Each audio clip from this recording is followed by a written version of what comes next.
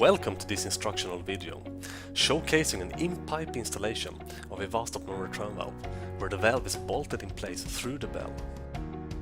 Clean out the hose pipe and inspect for irregularities inside the pipe.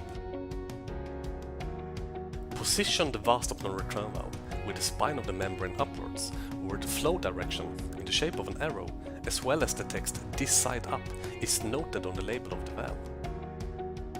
Drill holes into the concrete pipe through the pre-drilled holes in the bell of the bespoke WaStop.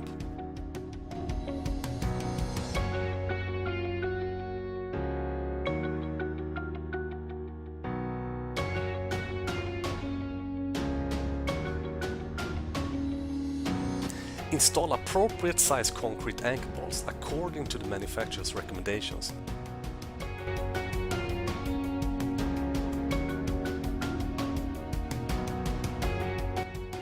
Proceed to apply a sealant material, such as a swellable profile, between the ID of the hose pipe and the OD of the bell of the WaStop to ensure a proper installation and seal against backflow.